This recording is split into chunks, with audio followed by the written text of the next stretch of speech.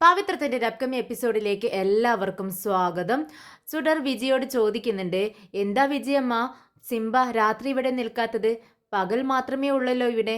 എൻ്റെ ബോഡി ഗാർഡല്ലേ, അപ്പോൾ രാത്രിയും പകലും ഒക്കെ ഇവനെ നോക്കാൻ ഇവിടെ നിൽക്കേണ്ടതല്ലേ? എനിക്ക് സിംബയുടെ കൂടെ രാത്രി കിടന്നുറങ്ങാൻ ഒരുപാട് ഇഷ്ടമാണ് എന്ന് പറയുകയാണ്. നീ പറയുന്നത് ശരിയാ മോളെ, പക്ഷേ നിന്റെ വേദ ഇതിനൊന്നും സമ്മതിക്കത്തില്ലല്ലോ എന്ന് ചോദിക്കുകയാണ് വിജി. ഇത് കേട്ടതും മോള് ചോദിക്കുന്നുണ്ട്, എന്താ വിജയമ്മ, ഞാൻ വേദയോട് ചോദിക്കാം. ഏയ് മോളെ, നീ അങ്ങനെയൊന്നും വേദയോട് ചോദിക്കരുത്. സിംബായുമായി നീ ഒരുപാട് അറ്റാച്ചായി എന്ന് അറിഞ്ഞു കഴിഞ്ഞാൽ പിന്നീട് സിംബായോട് ഇങ്ങോട്ടേക്ക് വരാൻ പാടില്ല എന്ന് പറഞ്ഞു കളയും. ഉടനെ മോള് പറയുന്നുണ്ട്, ശരി, എന്നാൽ ഞാനത് തരുണിനെ കൊണ്ട് പറയിപ്പിക്കാം. ഉടനെ തന്നെ വിജി പറയുന്നുണ്ട്, ഏയ് വേണ്ട മോളെ, ആര് പറഞ്ഞാലും വേദ കേൾക്കത്തില്ല. ഇപ്പം തന്നെ നിന്റെ ജീവൻ ആപത്ത് എന്നുള്ളത് കൊണ്ട് മാത്രമാണ് നിന്റെ സിംബായെ ഇവിടെ നിർത്തിയിരിക്കുന്നത്. ശരി, നിന്റെ സിംബായ ഇവിടെ നിൽക്കണോ എന്ന് ചോദിക്കുകയാണ്. ആ വേണം എന്ന് മോള് പറയുമ്പോൾ, ശരി എങ്കിൽ ഞാൻ പറയുന്നത് പോലെ നീ ചെയ്യണം. പുറത്ത് ആരോടും, ഞാനോ നമ്മൾ രണ്ടുപേരും അല്ലാതെ ഇത് മറ്റൊരാൾ അറിയാനേ പാടില്ല. നീ ആരോടും പറയാനും പാടില്ല. ഉടനെ തന്നെ മോള് പ്രോമിസ് ചെയ്യുന്നുണ്ട്, വിജയമ്മ പ്രോമിസ്, ഞാൻ ആരോടും പറയില്ല. ഞാൻ കിച്ചണിലേക്ക് പോവാണ്, നീ ചെയ്യേണ്ട കാര്യങ്ങളെല്ലാം ഞാൻ പറഞ്ഞു തരാം എന്ന് പറഞ്ഞുകൊണ്ട് സ്വകാര്യമായി മോൾക്ക് ചെയ്യേണ്ട കാര്യങ്ങളെല്ലാം വിജി പറഞ്ഞു കൊടുക്കുന്നുണ്ട്. ശരി, ഞാൻ പറഞ്ഞതെല്ലാം മനസ്സിലായല്ലോ, ഞാൻ കിച്ചണിലേക്ക് പോവാണെന്ന് പറയുന്നുണ്ട്. ഓക്കെ വിജയമ്മ, എനിക്കെല്ലാം മനസ്സിലായി, വിജയമ്മ പറഞ്ഞതുപോലെ ഞാൻ ചെയ്തോളാം എന്ന് മോളും പറയുന്നുണ്ട്. ഹാളിൽ വേദ ഒരു ഫയൽ നോക്കിക്കൊണ്ടിരിക്കുന്നുണ്ട്. തരുൺ ഫോണിലേക്ക് നോക്കിക്കൊണ്ടിരിക്കുകയാണ്. ഉടനെ തന്നെ അതിലെ പോകുന്ന വിജിയോട് വേദ ചോദിക്കുന്നുണ്ട്, വിജി ചേച്ചി, മോള് എന്താ ചെയ്യുന്നത്? മോള് ഭക്ഷണം കഴിച്ചോ? ഉടനെ തന്നെ വിജി പറയുന്നുണ്ട്, ഭക്ഷണം കഴിക്കാൻ വേണ്ടി ഞാൻ വിളിച്ചതാ, പക്ഷേ മോള് വേണ്ടെന്ന് പറഞ്ഞു, അവൾക്ക് എന്തോ ഭയം പോലെ എന്ന് ചോദിക്കുന്നുണ്ട് വേദ. ഉടനെ തരുൺ പറയുന്നുണ്ട്, ഉണ്ടായിരിക്കും വേദ, ഒരു ട്രോമ കഴിഞ്ഞതും കുട്ടികൾക്ക് ഭയമുണ്ടാവും. ശരി, മോളെങ്കിൽ എന്നോടൊപ്പം ഉറങ്ങട്ടെ എന്ന് വേദ പറയുമ്പോൾ തരുൺ പറയുന്നുണ്ട്, അല്ല, മോൾ എന്നോടൊപ്പം ഉറങ്ങട്ടെ, ഞാൻ നോക്കിക്കോളാം എന്ന് പറയുന്നു. എന്നാൽ ഇതിൽ മോളോട് വിജി പറഞ്ഞതനുസരിച്ച് പെട്ടെന്ന് മോളങ്ങ് നിലവിളിക്കുകയാണ്. നിലവിളി കേട്ട് തരുണും വിജിയും നമ്മുടെ വേദയും എല്ലാവരും മോളുടെ അടുത്തേക്ക് ഓടുന്നുണ്ട്. അയ്യോ, ഭയമാകുന്നു ഭയമാകുന്നു എന്നിങ്ങനെ വിളിച്ചു കൂവുന്നുണ്ട് സുഡർ. വേദ ഓടി റൂമിലെത്തുന്നുണ്ട്. റൂമിൽ മോളാകെ എന്ന് റൂമിൻ്റെ ഒരു കോണിൽ ഇങ്ങനെ ചുരുണ്ടുകൂടി ഇരിക്കുന്നതാണ് വേദ കാണുന്നത്. വേദ ഓടി ചെന്ന് മോളെ എടുത്ത് തൻ്റെ തോളിലിടുന്നുണ്ട്. എന്നിട്ട് മോളോട് ചോദിക്കുന്നുണ്ട്, എന്ത് പറ്റി മോളെ, നീ എന്തിനാ ഇങ്ങനെ കരയുന്നത്? ഉടനെ സുഡർ പറയുന്നുണ്ട്, ദേ കണ്ടോ, ആ ജനലുണ്ടല്ലോ വേദ, ആ ജനലിനടുത്ത് മുഖംമൂടി ധരിച്ച ഒരാളെ ഞാൻ കണ്ടു. ഇല്ല മോളെ, അവിടെ ആരും ഇല്ല എന്ന് പറഞ്ഞ് മോളെ സമാധാനിപ്പിക്കാനായി നോക്കുന്നുണ്ട് വേദ. മോളുടെ ഭയം കണ്ട് വേദ ചോദിക്കുന്നുണ്ട്, എന്താ ഇവിടെ സംഭവിച്ചുകൊണ്ടിരിക്കുന്ന തരുൺ, എനിക്കൊന്നും മനസ്സിലാവുന്നില്ല. ഉടനെ തന്നെ തരുൺ പറയുന്നുണ്ട്, നീ ഒന്ന് അടങ്ങ് വേദ, ഞാൻ ഒന്ന് നോക്കട്ടെ, പുറത്ത് അവരുണ്ടല്ലോ, ഞാൻ പോയി നോക്കട്ടെ എന്ന് പറയുമ്പോൾ വേദ ചോദിക്കുന്നുണ്ട്, പുറത്ത് ഗാർഡ്സ് എല്ലാം എന്താണ് ചെയ്തുകൊണ്ടിരിക്കുന്നത്, അവരെവിടെ, ഒന്ന് പോയി നോക്കെന്ന് പറയുന്നുണ്ട്. തരുൺ ഗാർഡ്സിൻ്റെ അടുത്തേക്ക് ചെല്ലുന്നുണ്ട്. എന്നിട്ട് അവരോട് ദേഷ്യപ്പെടുന്നുണ്ട്, നിങ്ങൾ എന്താണ് ഇവിടെ ചെയ്യുന്നതെന്ന് ചോദിക്കുമ്പോൾ ഗാർഡ്സ് തരുണിനോട് ചോദിക്കുന്നുണ്ട്, എന്താണ് സാർ എന്ന് ചോദിക്കുമ്പോൾ, ദാ മോള് ആരെ കൊണ്ട് ഭയന്നു, നിങ്ങൾ എന്താണ് അവിടെ ചെയ്യുന്നത്? ഇല്ല സാർ, എല്ലാ ഗാർഡ്സും വീട് ചുറ്റിക്കൊണ്ടിരിക്കുകയാണ്, പിന്നെ ആരും വന്നതായി ഞങ്ങൾ കണ്ടില്ല എന്ന് പറയുവാണ്. അങ്ങനെ അവർ പുറത്തേക്ക് പോകുന്നുണ്ട്. ഉടനെ വേദ ചോദിക്കുന്നുണ്ട്, എന്താ തരുൺ ഇത്, വീടിനകത്തേക്ക് ഇത്രയും ഗാർഡ്സിനെയൊക്കെ മറികടന്ന് ആർക്കെങ്കിലും വരാൻ കഴിയുമോ? ഇത് കേട്ടതും തരുൺ പറയുന്നുണ്ട്, ഇതുകൊണ്ടാണ് വേദ ഞാൻ വിക്രമിനെ മോളുടെ ബോഡി ഗാർഡായിട്ട് വെച്ചത്. 24 മണിക്കൂറും മോളോടൊപ്പം വിക്രം ഉണ്ടായിരിക്കുന്നത് നല്ലതാണ്. മോളുടെ കാര്യം ആലോചിക്കുമ്പോൾ എനിക്ക് പേടിയാവുന്നു തരുൺ എന്ന് വേദ പറയുമ്പോൾ പെട്ടെന്ന് വിജി പറയുന്നുണ്ട്, തരുൺ, നമുക്ക് മോളുടെ സംരക്ഷണത്തിനായി രാത്രി കൂടി വിക്രമിനെ ഇവിടെ നിയമിച്ചാലോ എന്ന് പെട്ടെന്ന് വിജി ചോദിക്കുന്നുണ്ട്. ചേച്ചി, എന്താ ചേച്ചി ഈ പറയുന്നത്? രാത്രിക്കും അവനെ ഇവിടെ വരുത്തണമെന്നോ? അതൊന്നും നടക്കത്തില്ല എന്ന് പറയുവാണ്. എന്നാൽ തരുണിന് അത് നല്ലൊരു ഐഡിയ ആയി തോന്നുന്നുണ്ട്. തരുൺ വിജിയോട് പറയുന്നുണ്ട്, നിങ്ങൾ പറഞ്ഞത് നല്ലൊരു ആശയമാണ്. ഉടനെ തരുൺ പറയുന്നുണ്ട്, ഇന്ന് മോൾ ഒരു ഭയം കൂടാതെ സ്കൂളിൽ പോയി വന്നു വിക്രമിനോടൊപ്പം. വിക്രം അവളോടൊപ്പം ഉണ്ടാവുമ്പോൾ അവളെ ആരും തൊടത്തില്ല. പെട്ടെന്ന് വേദ പറയുന്നുണ്ട്, അതിനുവേണ്ടി ഞാൻ എന്ത് ചെയ്യണം? രാത്രിയും എൻ്റെ മോളെ അവനോടൊപ്പം വിടണോ? അതൊന്നും നടക്കത്തില്ല, അതെനിക്കിഷ്ടമല്ല. ഉടനെ തരുൺ പറയുന്നുണ്ട്, ദേ വേദ, നീ ഒന്ന് പ്രാക്ടിക്കലായി ചിന്തിക്കേ. നിനക്ക് നിന്റെ മകളുടെ ജീവനാണോ വലുത്, അതോ ആ റൗഡിയോടുള്ള നിന്റെ ദേഷ്യം, നിന്റെ പകയാണോ വലുത്? ദയവ് ചെയ്ത് നിന്റെ ഈഗോ മാറ്റിവെക്ക്. വിക്രമിനെ ഇവിടെ രാത്രി കൂടി നിയമിക്കണം. ഇതല്ലാതെ വേറൊരു മാർഗവും ഞാൻ നോക്കിയിട്ട് കാണുന്നില്ല. ഉടനെ തന്നെ ഒരു പോലീസുകാരൻ വന്ന് തരുണിനോട് പറയുന്നുണ്ട്, സർ, പുറത്ത് എല്ലാവരും ചുറ്റിക്കൊണ്ടിരിക്കുന്നുണ്ട്. അതിലൊരുത്തൻ റെസ്റ്റ് റൂമിലേക്ക് പോയി. അപ്പോഴായിരിക്കും പുറത്തു നിന്ന് ആൾ വന്നിട്ടുണ്ടാവുക. ഇത് കേട്ട് തരുൺ ചോദിക്കുന്നുണ്ട്, എടോ, നിങ്ങൾ എന്താണ് ഈ പറയുന്നത്? ജനലിനടുത്ത് വന്നവൻ തോക്കുകൊണ്ട് ഉപദ്രവിച്ചിരുന്നെങ്കിൽ എന്ത് സംഭവിക്കുമായിരുന്നു? നിങ്ങൾ എന്താണ് ഇത്ര കെയർലെസ്സായി നിൽക്കുന്നതെന്ന് ചോദിക്കുകയാണ്. ഇനി ഒരിക്കലും ഇങ്ങനെ ഉണ്ടാവില്ല, സോറി സർ എന്ന് പറഞ്ഞുകൊണ്ട് അദ്ദേഹം പുറത്തേക്ക് പോകുന്നുണ്ട്. തരുണിന്റെ ദേഷ്യവും സങ്കടവും ഒക്കെ കണ്ടിട്ട് വേദ ചോദിക്കുന്നുണ്ട്, എന്തിനാ തരുൺ നീ ഇങ്ങനെ ദേഷ്യപ്പെടുന്നത്? ഉടനെ തരുൺ പറയുന്നുണ്ട്, ദേ മോളുടെ കരച്ചിൽ കണ്ട് ഞാൻ ആകെ പേടിച്ചു പോയി. ദേ ഞാൻ ഇനി നിന്റെ സമ്മതത്തിനൊന്നും കാത്തു നിൽക്കുന്നില്ല. എനിക്ക് വലുത് മോളുടെ ജീവനാണ് വലുത്. നിന്റെ ഈഗോ നീ അവിടെ വെച്ചേക്ക്, നിന്റെ മനസ്സിൽ തന്നെ വെച്ചാൽ മതി. ഞാൻ എന്തായാലും വിക്രമിനെ വിളിച്ച് ഇങ്ങോട്ട് വരാൻ പറയും. ഇനി 24 hours മോളോടൊപ്പം വിക്രം ഉണ്ടായിരിക്കണം. വിജി വേദയോട് പറയുന്നുണ്ട്, വേദേ, നമ്മുടെ സുഡർ മോളുടെ ജീവൻ രക്ഷിക്കാൻ നമ്മുടെ വിക്രമിനേക്കാൾ നല്ലൊരാളില്ലെന്ന് നിനക്കറിയില്ലേ? ഉടനെ വേദ പറയുന്നുണ്ട്, എനിക്ക് എൻ്റെ മോളുടെ ജീവൻ തന്നെയാണ് വലുത്. അതിനേക്കാൾ വലുതായി എനിക്കൊന്നും തന്നെ ഈ ലോകത്തില്ല. അങ്ങനെയാണെങ്കിൽ തരുൺ പറയുന്ന ആ കാര്യം നീ സമ്മതിക്ക് വേദേ. നമ്മുടെ മോൾക്ക് വേണ്ടിയല്ലേ, നീ സമ്മതിക്ക്. പെട്ടെന്ന് തരുൺ ഫോൺ എടുത്ത് വിക്രമിനെ വിളിക്കുന്നുണ്ട്. വിക്രം കൂട്ടുകാരോട് സംസാരിച്ചിരിക്കുകയാണ്. അപ്പോഴാണ് കോള് വരുന്നത്. തരുൺ ഡോക്ടറുടെ കോള് കണ്ടതും, രാജേട്ടാ തരുൺ ഡോക്ടറാണല്ലോ എന്ന് പറയുമ്പോൾ രാജേട്ടൻ പെട്ടെന്ന് നീ ഫോൺ എടുക്കുമെന്ന് പറയുകയാണ്. അങ്ങനെ കോള് അറ്റൻഡ് ചെയ്ത്, ഹലോ സാർ, എന്താ ഈ നേരത്തെന്ന് ചോദിക്കുന്നുണ്ട് വിക്രം. ഉടനെ തരുൺ പറയുന്നുണ്ട്, വിക്രം നീ പെട്ടെന്ന് ഇങ്ങോട്ടേക്ക് എത്താൻ പറ്റുമോ എന്ന് ചോദിക്കുന്നുണ്ട്. ഉടനെ തന്നെ വിക്രമിന് ആകെ പേടിയാവുന്നുണ്ട്. വിക്രം പെട്ടെന്ന് എഴുന്നേറ്റിട്ട് ചോദിക്കുന്നുണ്ട്, എന്താ സാർ, മോൾക്ക് കുഴപ്പമൊന്നും ഇല്ലല്ലോ? ഉടനെ തരുൺ പറയുന്നുണ്ട്, ഇല്ല മോൾക്ക് കുഴപ്പമൊന്നുമില്ല, പക്ഷേ എപ്പോഴും അവൾ സുരക്ഷിതയായിരിക്കത്തില്ലല്ലോ. നീ ഒന്ന് പെട്ടെന്ന് ഇങ്ങോട്ടേക്ക് വാ. ഓക്കെ സാർ, ഞാൻ പെട്ടെന്ന് വരാമെന്ന് പറഞ്ഞ് കോള് കട്ട് ചെയ്യുന്നുണ്ട് വിക്രം. കോള് കട്ടാക്കിയതും തരുൺ വേദയോട് പറയുന്നുണ്ട്, ഞാൻ വിക്രമിനെ വിളിച്ചു, അവൻ ഇപ്പോൾ തന്നെ ഇങ്ങോട്ടേക്ക് വരാമെന്ന് പറഞ്ഞിട്ടുണ്ട്. സുഡർ, നീ എന്താണ് അവനക്ക് പേരിട്ടിട്ടുള്ളത്? അവനെ, ഈ വിക്രമിനെ നീ വേറെ എന്തോ വിളിക്കുമല്ലോ, അതെന്താന്ന് ചോദിക്കുകയാണ്. ഉടനെ മോള് പറയുന്നുണ്ട്, സിംബ. ഇത് കേട്ട് തരുൺ പറയുന്നുണ്ട്, അത് തന്നെ, നിന്റെ സിംബ ഇന്ന് മുതൽ രാത്രിയിലും ഇവിടെ ഉണ്ടായിരിക്കും. ഇനി 24 hours നിന്റെ സിംബ നിന്നോടൊപ്പം തന്നെ ഉണ്ടായിരിക്കും, നിന്റെ സംരക്ഷണത്തിനായി. ഇനി നീ ഒന്നുകൊണ്ടും പേടിക്കേണ്ട കേട്ടോ എന്ന് പറയുകയാണ്. ഉടനെ മോള് ചിരിക്കുന്നുണ്ട്. നമ്മുടെ വിജിയുടെ മുഖത്തേക്ക് നോക്കുവാണ്. വിജിയും പുഞ്ചിരിക്കുന്നുണ്ട്. രണ്ടുപേരുടെയും പ്ലാനാണ് ഇവിടെ സക്സസ് ആയിരിക്കുന്നത്. എന്നാൽ തരുണി ചെയ്യുന്നതൊന്നും വേദയ്ക്ക് അത്രയ്ക്ക് ഇഷ്ടപ്പെടുന്നില്ല. വേദ പ്രതികരിക്കുന്നുണ്ട്. വേദ തരുണിനോട് ചോദിക്കുന്നുണ്ട്, തരുൺ, നീ നിന്റെ ഇഷ്ടപ്രകാരം ഇങ്ങനെയൊക്കെ ഓരോന്ന് ചെയ്തു കഴിഞ്ഞാൽ ഞാൻ കപിലിനോട് എന്ത് പറയും? കപിലിന് ഇതൊന്നും ഇഷ്ടപ്പെടത്തില്ല. ദേ വേദ, നിനക്കെന്താ ബുദ്ധിയില്ലേ? ഇത്രയും പോലീസുകാരുണ്ടായിട്ടും ആ റൗഡി ഏതോ ഒരാൾ നമ്മുടെ വീടിനകത്തേക്ക് വന്നിരിക്കുന്നു. പക്ഷേ ഇന്ന് സ്കൂളിൽ നമ്മുടെ വിക്രമിനോടൊപ്പം മോള് പോയിട്ടും ഒരു പ്രശ്നവും അവൾക്ക് ഉണ്ടായിട്ടില്ല. അപ്പോൾ നിനക്ക് ഇതിൽ നിന്ന് മനസ്സിലായിക്കൂടെ ആരാണ് മോളുടെ സംരക്ഷണത്തിന് ബെസ്റ്റ് എന്ന്? അതൊക്കെ എനിക്ക് മനസ്സിലായി തരുൺ. പക്ഷേ എന്ന് വേദ പറയുമ്പോൾ, പിന്നെ എന്താ ഒരു പക്ഷേ? പിന്നെ കപിലിൻ്റെ കാര്യമല്ലേ, അതൊക്കെ ഞാൻ നോക്കിക്കോളാം, ഞാൻ അദ്ദേഹത്തോട് സംസാരിച്ചോളാം.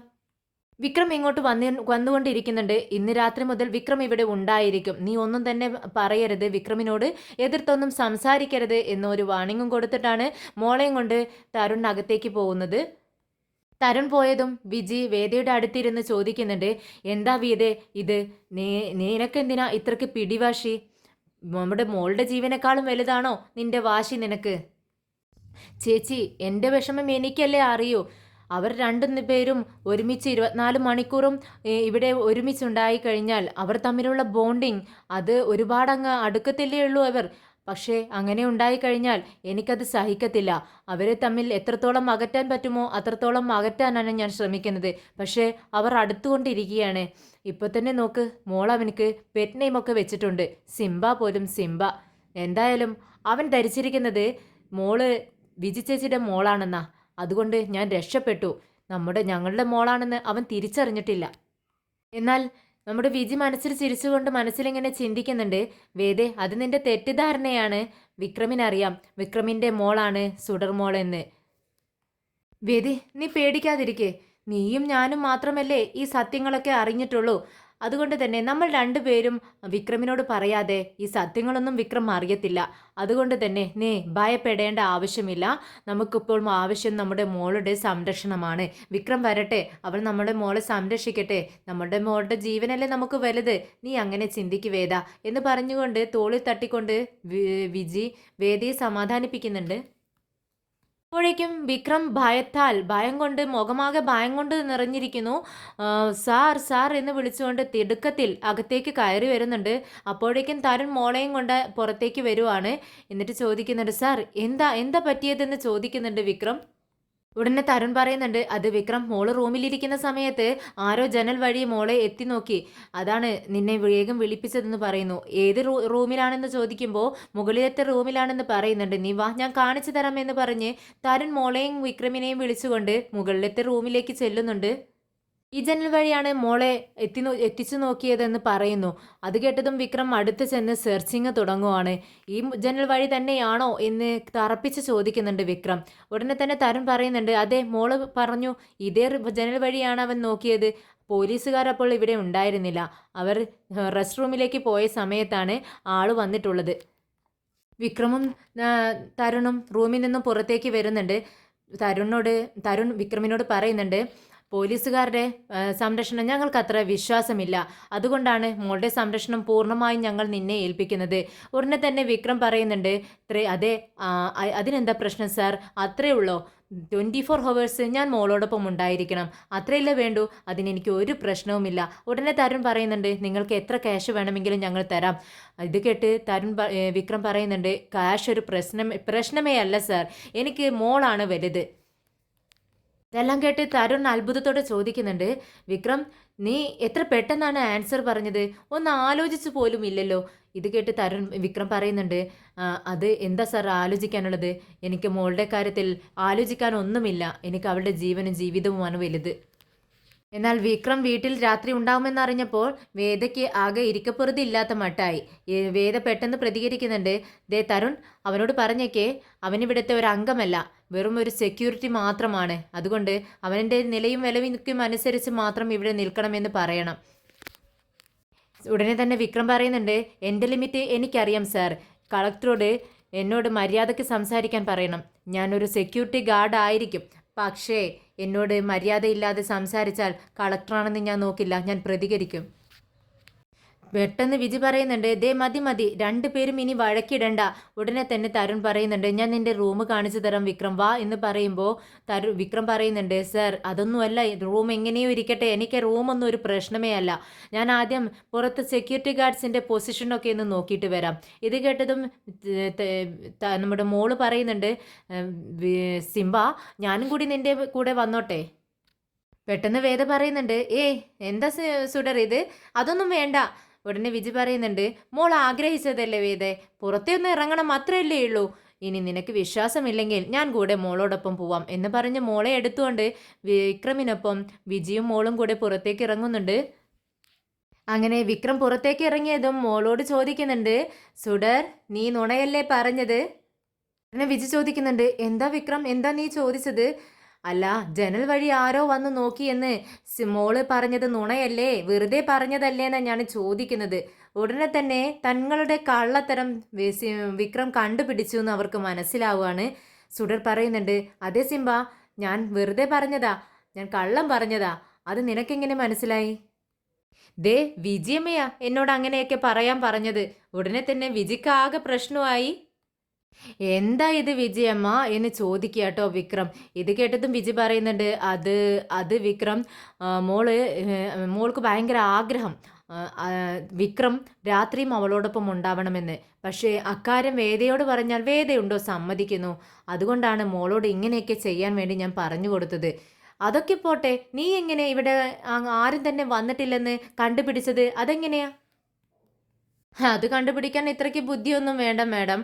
കണ്ടോ, ഇവിടെ 5 ഗാർഡ്സ് ഉണ്ട്. ഈ 5 ഗാർഡ്സിൻ്റെയും കണ്ണ് കെട്ടിച്ച് ഒരാൾക്കും അകത്തേക്ക് കയറി വരാൻ പറ്റത്തില്ല. അകത്ത് കയറിയാലും ഇവിടെ സുഡറിൻ്റെ ജനൽ വഴി അത്രയും ദൂരം എത്താൻ പറ്റത്തില്ല. അയാൾക്ക് പുറത്തു പോവാനും പറ്റില്ല. അതുകൊണ്ട് തന്നെ എനിക്ക് പെട്ടെന്ന് തന്നെ ഇക്കാര്യം മനസ്സിലായി. ഇത് കേട്ടതും സുഡർ പറയുന്നുണ്ട്, ഉഗ്രൻ സിംബ പെട്ടെന്ന് കണ്ടുപിടിച്ചല്ലോ, സബാഷ്. എന്തായാലും ഈസിയായി വിക്രം, നീ ഇതെല്ലാം കണ്ടുപിടിച്ചല്ലോ എന്ന് വിധി ചിരിയോടെ ചോദിക്കുന്നുണ്ട്. മാഡം, 24 ഹവേഴ്സും ഞാൻ ഇവിടെ തന്നെ ഉണ്ടായിരുന്നില്ലേ, അതുകൊണ്ട് തന്നെ എനിക്ക് ഇതെല്ലാം പെട്ടെന്ന് മനസ്സിലാവും. എന്തായാലും നിങ്ങൾ അകത്തേക്ക് ചെല്ല്, ഞാൻ ഗോഡ്സുമായി ഒന്ന് സംസാരിച്ചിട്ട് വരാം. സിംബ, ഇന്ന് രാത്രി എനിക്ക് കഥ പറഞ്ഞു തരുമോ എന്ന് മോള് ചോദിക്കുകയാണ്.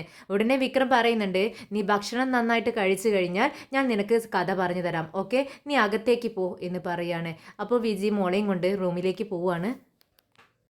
ഗാർഡ്സുമായി സംസാരിച്ചതിന് ശേഷം പെട്ടെന്ന് വിക്രം വിജയമ്മ എന്ന് വിളിച്ചുകൊണ്ട് അകത്തേക്ക് വരുവാണ്. അന്നേരം വിജി മോൾക്ക് ഭക്ഷണം കൊടുത്തുകൊണ്ടിരിക്കുന്നു. വേദയും നമ്മുടെ ഡോക്ടറും ഭക്ഷണം കഴിക്കാൻ വേണ്ടി ടേബിളിൽ ഇരിക്കുന്നതാണ് വിക്രം കാണുന്നത്. പെട്ടെന്ന് പറയുന്നുണ്ട്, സോറി വിജയമ്മ, നിങ്ങൾ ഭക്ഷണം കഴിക്കാൻ ഇരിക്കുമായിരുന്നോ, ഞാൻ കുറച്ച് കഴിഞ്ഞിട്ട് വരാം എന്ന് പറഞ്ഞുകൊണ്ട് പുറത്തേക്ക് ഇറങ്ങാൻ നേരം ഡോക്ടർ പറയുന്നുണ്ട്, ദേ വേണ്ട. എന്താ വിക്രം, എങ്ങോട്ടായി പോകുന്നത്? ഭക്ഷണം കഴിക്കാൻ നേരമായില്ലേ, താനും ഇവിടെ ഇരിക്കുക, ഞങ്ങളോടൊപ്പം ഇരുന്ന് ഭക്ഷണം കഴിക്കുമെന്ന് പറയുകയാണ്.